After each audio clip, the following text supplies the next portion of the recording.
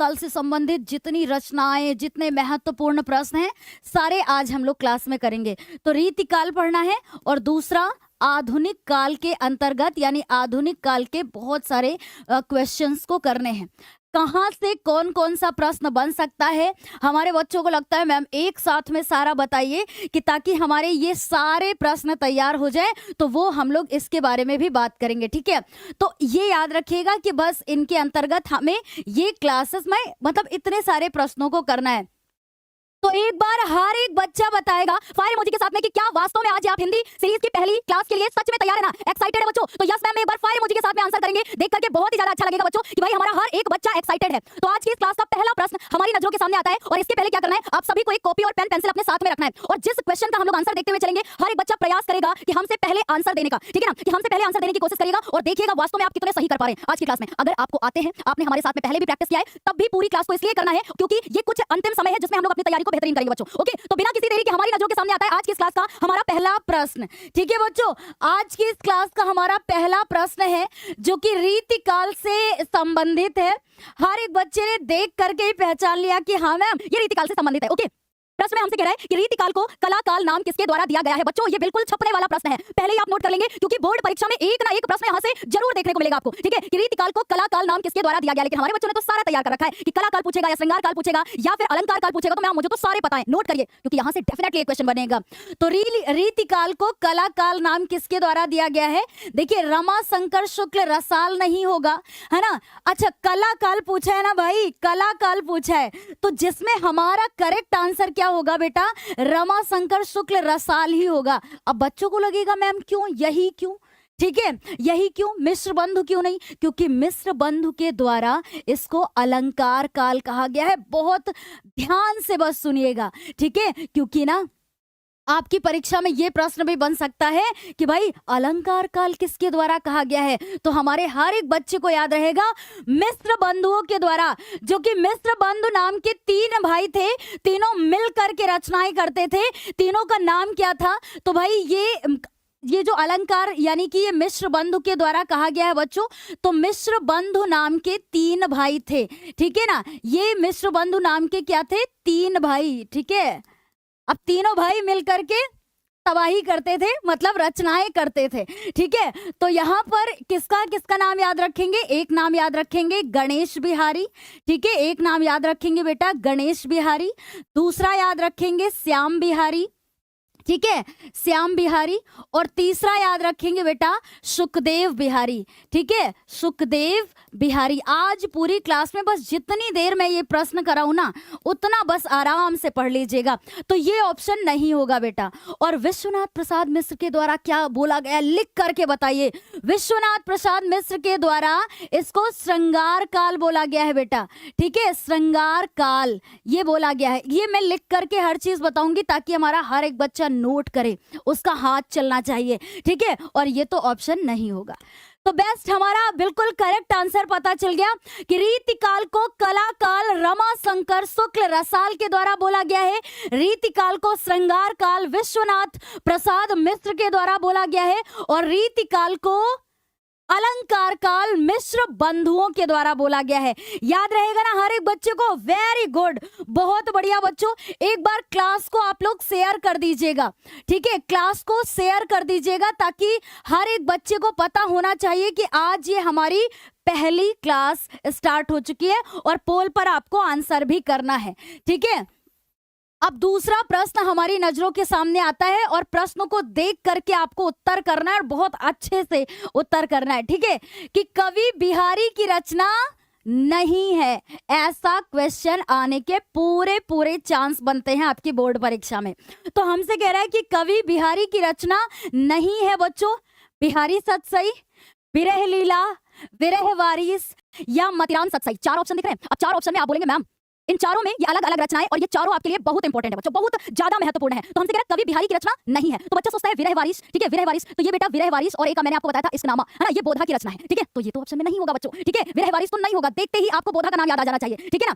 तो ये हो गई बोधा की रचना। उसके बाद अगर हम लोग विरह लीला की बात करें तो हम लोगों ने पढ़ा है कि विरह लीला, सुजान सागर, कोकसार, रसकेली वल्ली, ये सारी रचनाएं किसकी हैं? घनानंद की। और आज अगर ये सारे प्रश्न आपने सच में तैयार कर लिए ना तो बोर्ड परीक्षा में एक ना एक रचना आपको जरूर मिलेगी देखने को। और मतीराम सतसई किसकी रचना है? तो ये कवि मतीराम की रचना है, ठीक है, ये मतीराम की रचना है, तो ये तो बिल्कुल नहीं होगा। जो हमारा हमसे कह रहे हैं कि कवि बिहारी की रचना नहीं है, ठीक है। अब देखिए ये तो मतीराम सतसई मतीराम की रचना हो गई, विरह वारिस बोधा की रचना हो गई, ठीक है, और विरह लीला घनानंद की रचना हो गई, यानी मैम तीनों नहीं है, एक ही रचना इनकी है। ये कौन सी है? बिहारी सतसई। लेकिन ये तो कूट वाला प्रश्न है मैम, है ना, कूट वाला प्रश्न है, और मैंने इनके सामने सारी रचनाओं के मैंने नाम भी लिख दिए, ठीक है, और बहुत आराम से आपको नोट करना है ये सारी चीजें, क्योंकि यही जब आप 18 फरवरी को परीक्षा देने जाएंगे ना उसके पहले पूरा रिवीजन करके जाएंगे आप, ठीक है, पूरा रिवीजन करके जाएंगे क्योंकि बहुत इंपॉर्टेंट है आपके लिए। ओके, अब बताएंगे यहाँ पर हमारा करेक्ट आंसर क्या होगा, क्योंकि हमसे कह रहा है कि इनकी रचना नहीं है, ठीक है, तो नहीं में दूसरा भी नहीं है, तीसरा भी नहीं है, चौथा भी नहीं है, यानी दूसरा, तीसरा, चौथा, है ना। करेक्ट आंसर हमारा क्या हो जाएगा? सर सी ऑप्शन करने वाले कितने प्रतिशत बच्चे हैं हमारे साथ में? सी ऑप्शन करने वाले 47%। वेरी गुड, बहुत बहुत बढ़िया। और पता है जो पोल पर आंसर करने वाले बच्चे हैं वो 18,000 बच्चे हैं, ठीक है, इसलिए हर एक बच्चा पोल पर आंसर करेगा, क्योंकि पोल पर आंसर किया है हमारे 18,000 प्लस बच्चों ने।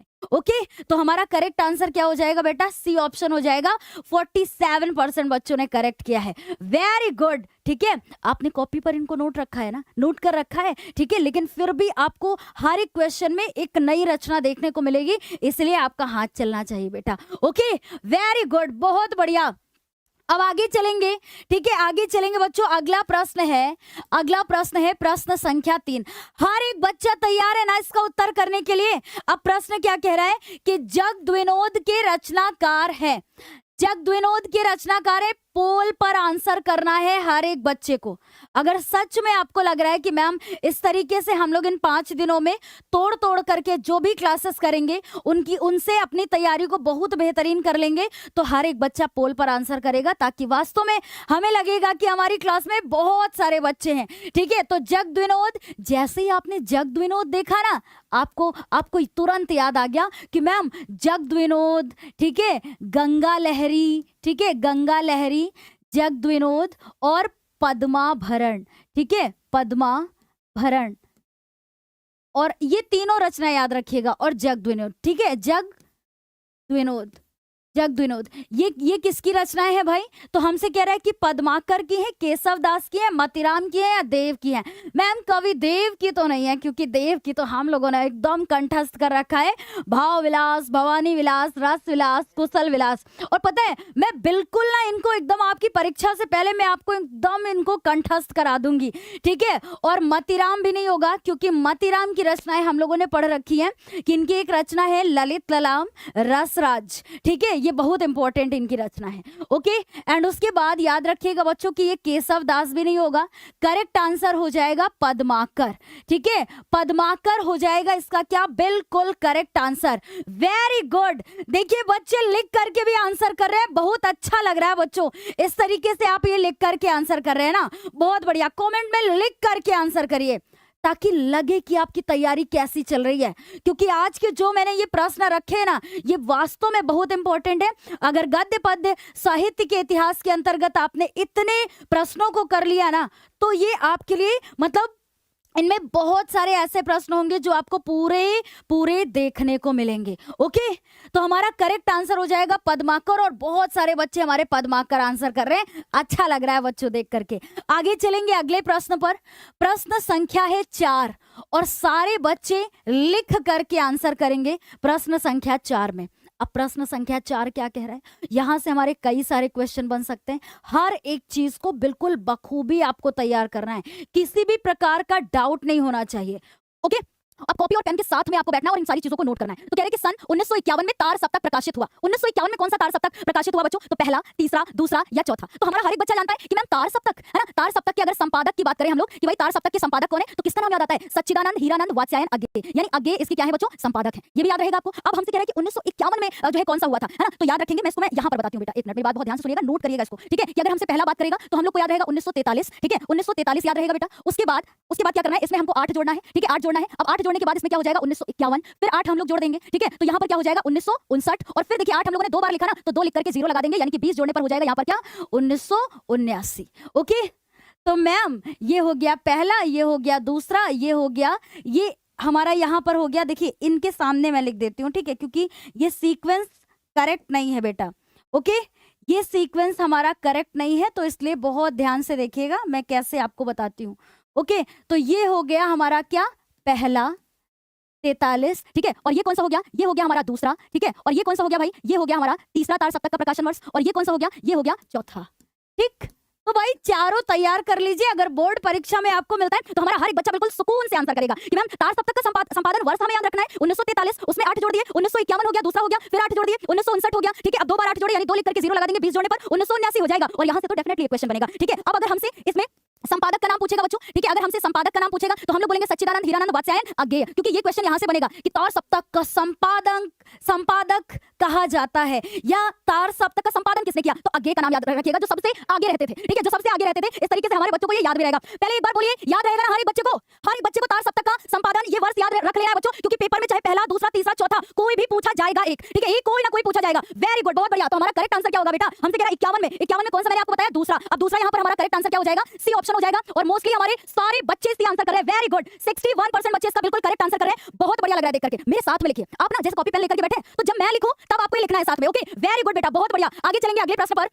अगला प्रश्न क्या है कि कनुप्रिया के रचनाकार है, कनुप्रिया के रचनाकार है। डेफिनेटली एक क्वेश्चन बनेगा भाई, कनुप्रिया और कविप्रिया, ये आपका पीछा नहीं छोड़ेगी आपके बोर्ड एग्जाम तक। ठीक है, तो हमसे पूछा क्या है, कनुप्रिया, है ना, तो भाई अगर हमसे यहाँ पूछ लेता ये कविप्रिया, ये देखिए साथ में बताना जरूरी है। ठीक है, अभी मैं बताती हूँ क्यों जरूरी है। ठीक है, अगर हमसे कविप्रिया पूछेगा तो ये रीतिकालीन कवि केशव दास की रचना है। ठीक है, ये कवि प्रिया की अगर बात करें तो भाई कवि, ये प्रिया किसकी थी, केशव दास की। ठीक है, ऐसे याद रहेगा बच्चों। ठीक है, ये केशव दास की, लेकिन मैम हमसे यहाँ कवि प्रिया नहीं कह रहा है, यहाँ पर हमसे कनुप्रिया कह रहा है। ठीक है, तो ये कनुप्रिया, भाई कनुप्रिया किसकी रचना है, जगदीश चंद्र माथुर नहीं होगा बेटा। ठीक है, और अज्ञेय भी नहीं होगा, भवानी प्रसाद मिश्र भी नहीं होगा। करेक्ट आंसर क्या हो जाएगा, श्री धर्मवीर भारती। तो इनकी रचना याद रखिएगा बेटा, कनुप्रिया मोस्ट इंपॉर्टेंट है, और दूसरी याद रखिएगा एक ठंडा लोहा। ठीक है, ठंडा लोहा, इनको अपने हिंदी के पेपर में 18 फरवरी को जरूर तैयार करके जाइएगा। आज मैंने जितने भी प्रश्न रखे हैं ना, ये सारे प्रश्न आपके लिए वास्तव में बहुत ज्यादा महत्वपूर्ण है। ठीक है ना, बिल्कुल यही मिलेंगे आपको, बिल्कुल सेम टू सेम यही क्वेश्चन मिलने वाले हैं। ओके, तो याद रहेगा मैम, अब तो बिल्कुल याद रहेगा। कवि प्रिया यानी प्रिया किसकी थी, केशव दास की, और यहाँ पर जो कनुप्रिया थी ये धर्मवीर भारती की थी। ठीक है, याद रहेगा ना बच्चों। वेरी गुड, हमारे बच्चे लिख करके भी आंसर कर रहे हैं, मोस्टली सारे बच्चों का करेक्ट आंसर है। अच्छा, एक बार ये सारे 20,000 प्लस बच्चे क्लास को शेयर कर